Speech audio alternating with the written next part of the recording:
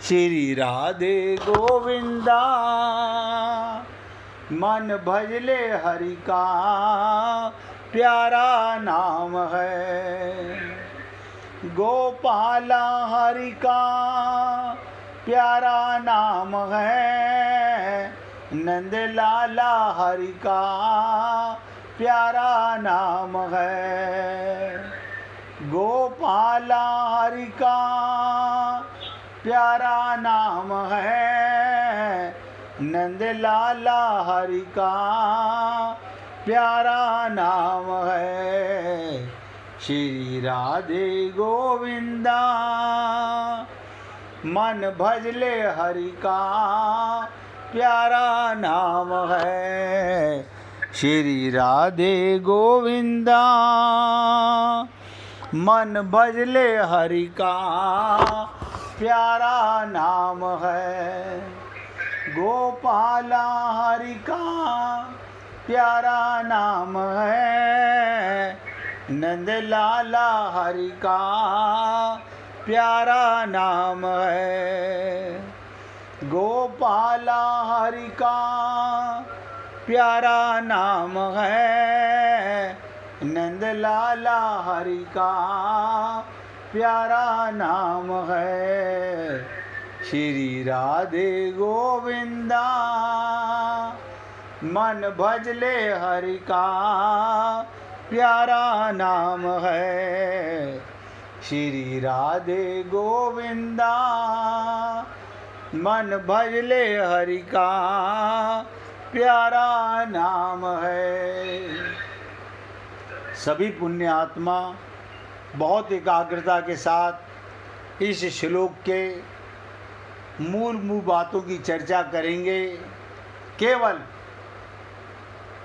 केवल दूसरों के सुख के लिए कर्म करने से, दूसरों के सुख के लिए, आप कहेंगे अपने शरीर के लिए, ये भी दूसरा है।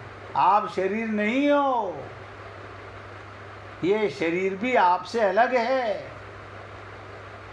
दूसरों के हित के लिए कर्म करने से संसार से संबंध खत्म हो जाएगा और असंगता आ जाएगी।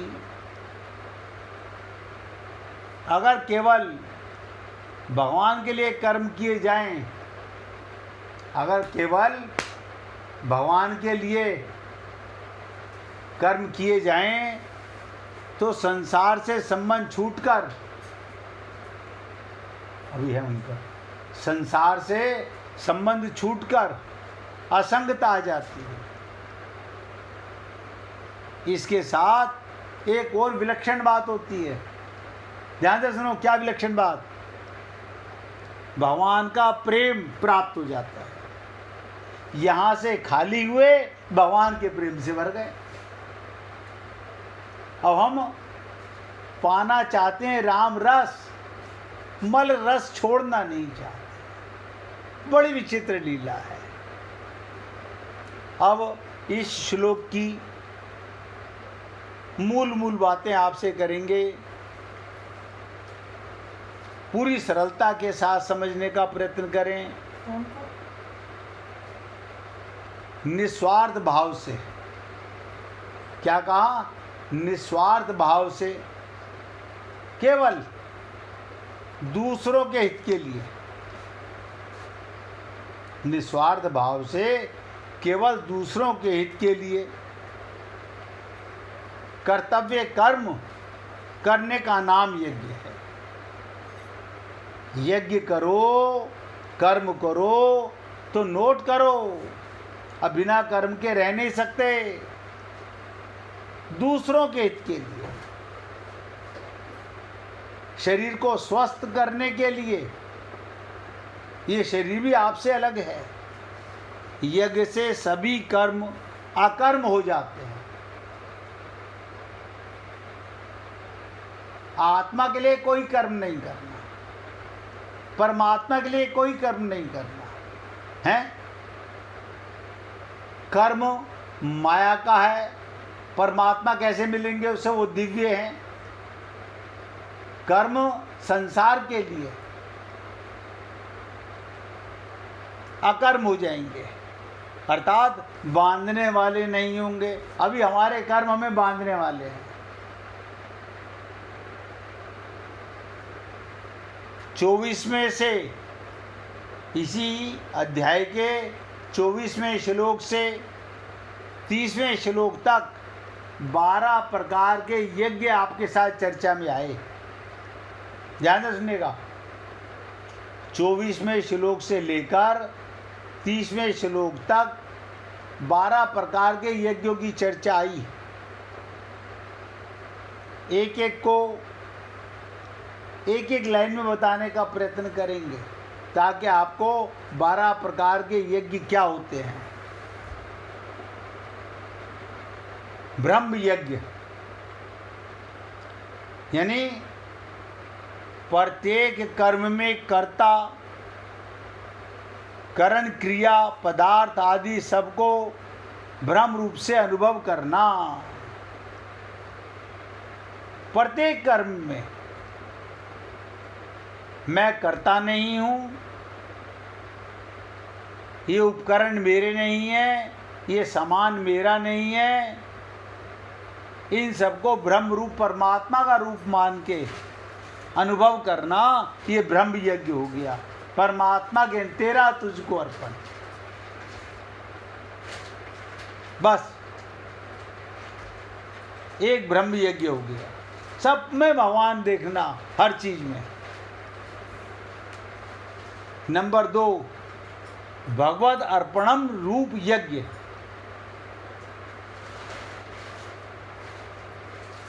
संपूर्ण क्रियाओं और पदार्थों को केवल भगवान का और भगवान के लिए ही मानना। सब पदार्थ केवल भगवान का, अपना मत मानना। अच्छा, कमाएं हम, मेहनत करें हम, अपना ना माने, पाप करोगे। भगवान के लिए ही मानना। तीसरा यज्ञ, अभिन्नता रूप यज्ञ। अभिन्नता रूप यज्ञ, असत से असत सर्वदा विमुख होकर, शरीर असत है, संसार असत है, शरीर भी असत है, संसार भी असत है, इनसे विमुख होकर परमात्मा में लीन हो जाना।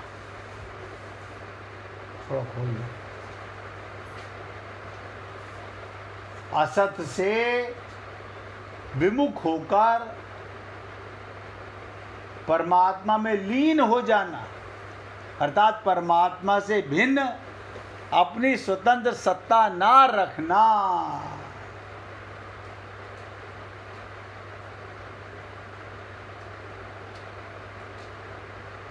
हम भगवान से कभी अलग नहीं हो सकते और संसार से कभी एक नहीं हो सकते। हमने गलती क्या की है? असत वस्तुओं से, असत शरीर से, झूठे तन से, झूठे मन से, झूठी बुद्धि से, झूठे परिवार से, झूठे संसार के समान से अपनापन कर लिया। अरे आपको क्या पता हमारे ऊपर कितना बर्डन है काम का, भाग भाग पसीने ले रहे हैं। उसने सब कुछ हमारे ऊपर छोड़ा हुआ है।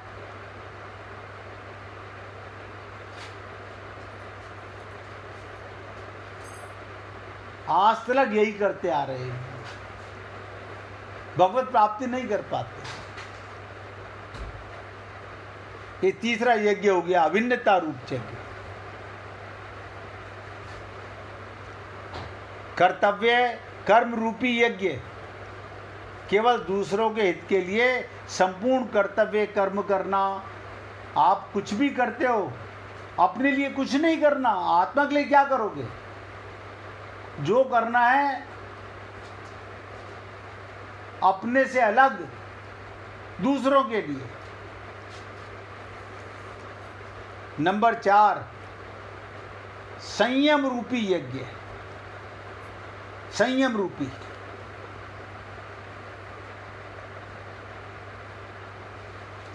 एकांत काल में अपनी इंद्रियों को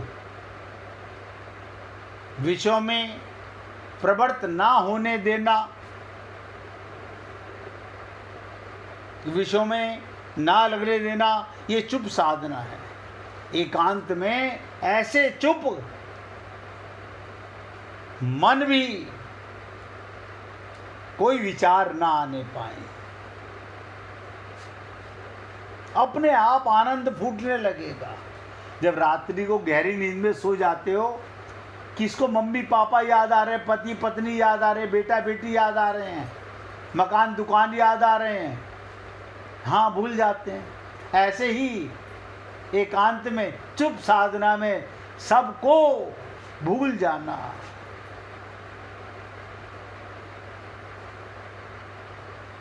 आनंद का झरना बहने लगेगा। इसे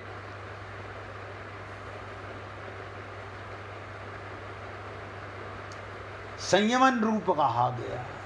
इसी को राम सुखदास जी चुप साधना कहते हैं। अब हम गुरुजी ने कुछ तो बताओ, चुप है आपने तो कह दिया चुप हो जाओ, अब चुप तो हुआ नहीं जाता। क्यों? मन ने माया की शराब पी रखी है। मन के तुम बस में हो कि मन तुम्हारे बस में है?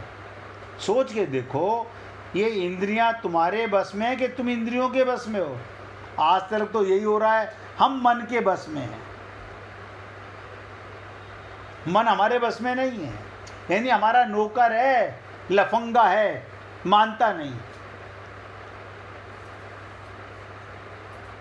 नौकर को ऊर्जा हम दे रहे हैं, ताकत हम दे रहे हैं, तनख्वाह हम दे रहे हैं, और नौकर हमारी खिलाफत कर रहा है। नहीं, आप कर लीजिए हमारी जगह साधना। जैसे हम पंडितों से कहते हैं ना, पंडित जी आप हमारे लिए यज्ञ कर दीजिए, आप हमारे यहाँ आकर के पाठ कर दीजिए, आप हमारे से पैसे ले लीजिए, आप ये मंत्रों का जाप पंडित जी कर दीजिए। कभी ये भी कहिए कि पंडित जी सारा राशन हम आपके घर भेज देंगे, आप खा लिया कीजिए, हमारा पेट भर जाए,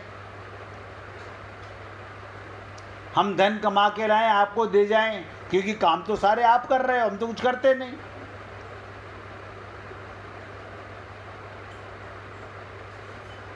ये सब कुकर्म है।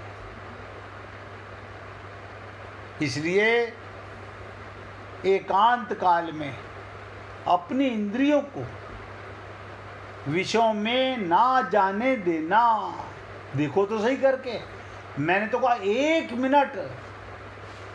मिनट से साधना करने लगो। जिस दिन आप 5 मिनट साधना कर गए, 5 मिनट, समझ लीजिएगा राह मिल गई है।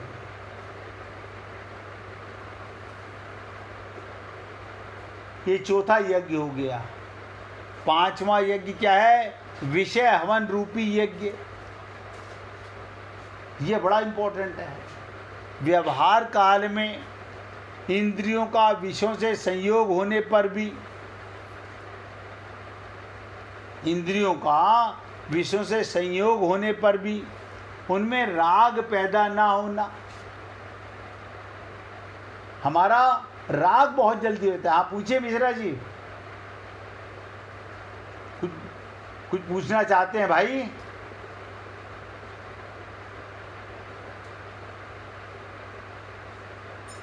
तो आपका और हमारा विषयों में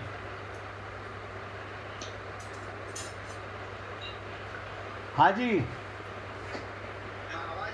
हाँ आ रही है। पहले स्पीकर बंद था आपका। ये बताइए, ये जो लोग कभी-कभी व्रत रह लेते हैं, तो व्रत रहना में कोई यज्ञ है? क्या है? द्वारा बोलिए, क्या करना? हमने कहा कि जो व्रत होता है, कोई सोमवार का व्रत रह लिया, कोई एकादशी का व्रत रह लिया, तो ये भी यज्ञ है क्या? हाँ है यज्ञ, लेकिन कब है? कब? जिस दिन सोमवार का व्रत किया, भगवान शंकर के अलावा किसी और की याद ना आए,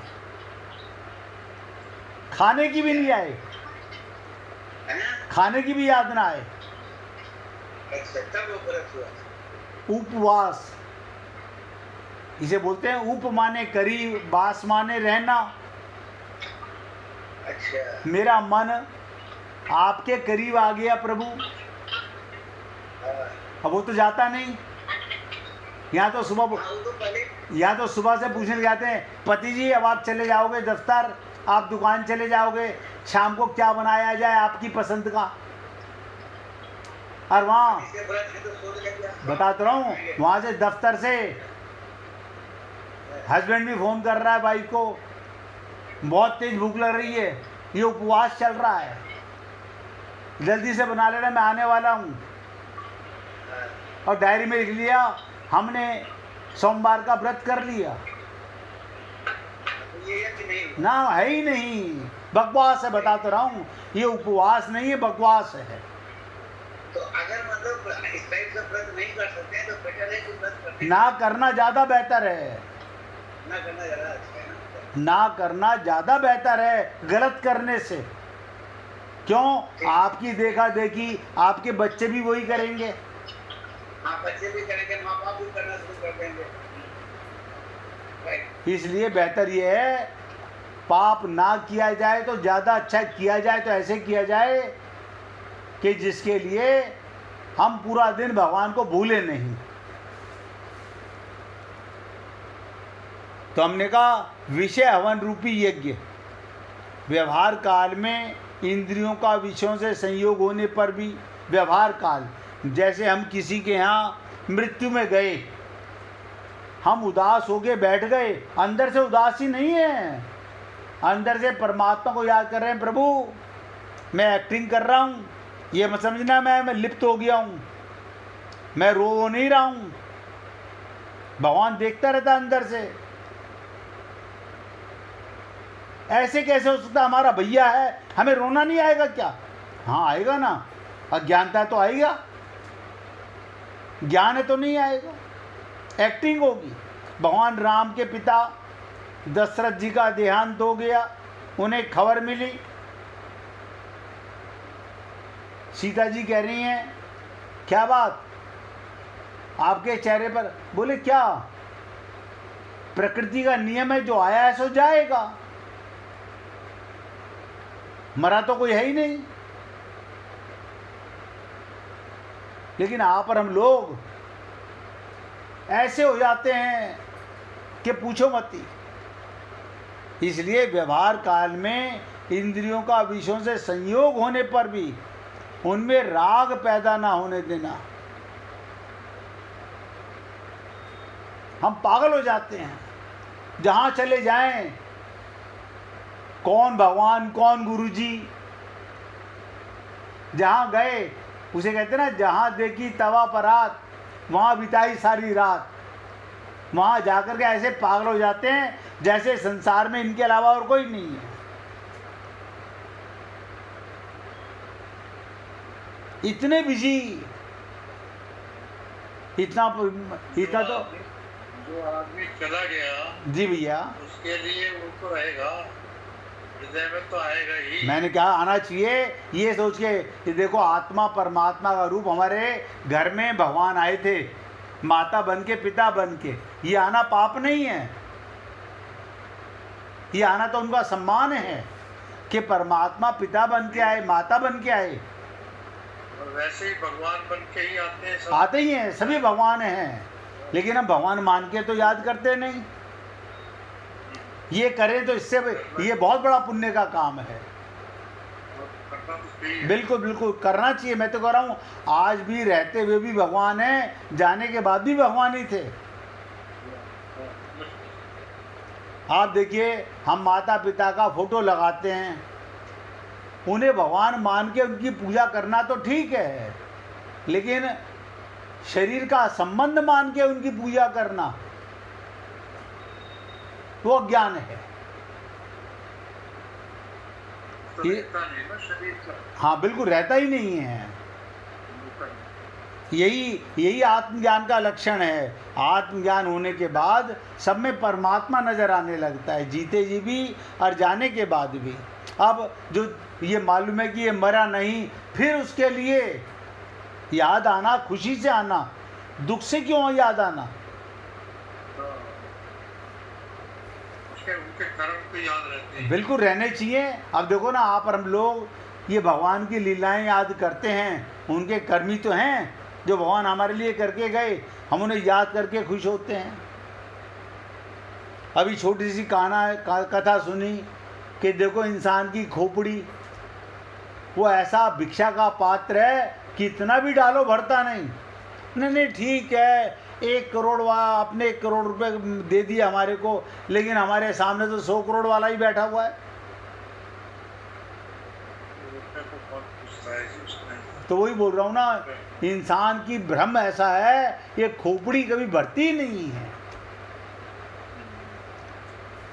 आप ध्यान से सुनिएगा, समाधि रूप यज्ञ, मन बुद्धि सहित, समाधि रूप मन बुद्धि सहित संपूर्ण इंद्रियों और प्राणों की, ध्यान से सुनिएगा, बड़ी चित्र चीज है। समाधि रूप यज्ञ, मन बुद्धि सहित संपूर्ण इंद्रियों और प्राणों की क्रियाओं को रोककर ज्ञान से प्रकाशित समाधि में स्थित हो जाना। यानी ये भी वही चुप साधना का लक्षण है। समाधि में चले गए, ऐसी साधना में कहाँ गए? अब ये समाधि में चले गए हैं।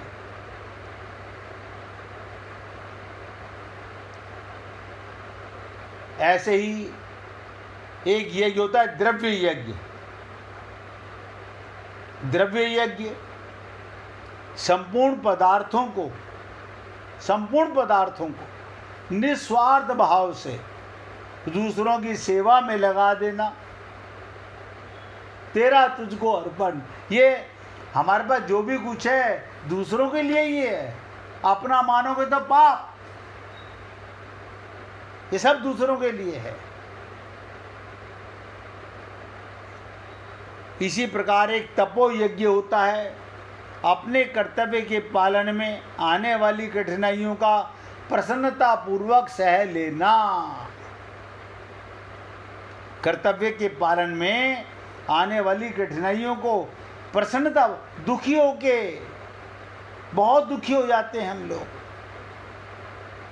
एक स्त्री के यहाँ पंडित जी आए, वो गलती से नौकर को लिख के दिया ये सामान लेके आना, वो 3 चीजें नहीं लेके आने पाया। अब वो बहुत दुखी हो रही है। अब आज रोली नहीं लेके आए, पंडित जी बोले रोली नहीं है, कोई बात नहीं, घर में हल्दी तो होगी, हाँ हल्दी ले आओ, कोई बात नहीं। आज भगवान का पीले का तिलक कराने का मन होगा, चंदन तो होगा, नहीं वो ठीक है पंडित जी, मगर हमारा भाव तो खत्म हो गया ना, रोली रोली होती है। बताओ, खोपड़ी के अंदर ऐसा पाप भरा पड़ा हुआ है भगवान को, हैं? मैं बताता रहा हूँ, मगर कहने का मतलब भगवान को मिट्टी का तिलक कर दो, पानी का तिलक कर दो, भगवान भाव के भूखे हैं। इस चीज का मलाल नहीं करना चाहिए। इसलिए अपने कर्तव्य के पालन में आने वाली कठिनाइयों को प्रसन्नता पूर्वक सह लेना। भगवान तो कहते हैं पत्रम पुष्पम फलम तोयम, मेरे ऊपर घास का तिनका तोड़ के चढ़ा दो, मैं उससे ही प्रसन्न हो जाता हूँ। मुझे 56 भोग की जरूरत नहीं है। भगवान तो भावना के भूखे हैं। पंडितों के पास जाओगे, वो कहेंगे नहीं नहीं, आपको 56 भोग करना चाहिए, कोई कमी है आपके पास में? वो कभी नहीं कहेगा। जो आपका भाव हो, आप 1 रुपये का प्रसाद चढ़ाओ या 1 करोड़ का चढ़ाओ, भाव से चढ़ाइए। करोड़ में अहंकार आएगा। 1 करोड़ का मैंने पोस्टर लगा दिए बाहर मोहल्ले में, मार्केटों में, आज हम 1 करोड़ रुपए का, एक बार कोई सज्जन हमारे जानने वाले बोले, शर्मा जी हम फूल बंगला सजाने जा रहे हैं बिहारी जी का। मैंने कहा वहाँ तो रोज़ सजे रहते हैं, बिहारी जी तो फूल बंगले में। लेकिन बोले हम सजा रहे हैं ना, आप आइएगा। मतलब तुम सजा रहे हो, तुम्हारी की हुई सजावट देखने आए हैं हम। कैसा ज्ञान है जीव को। 1 मिनट भगवान का कीर्तन करो, फिर आगे चर्चा करेंगे। श्री कृष्ण गोविंद हरे मुरारी, हे नाथ नारायण वासुदेवा। श्री कृष्ण गो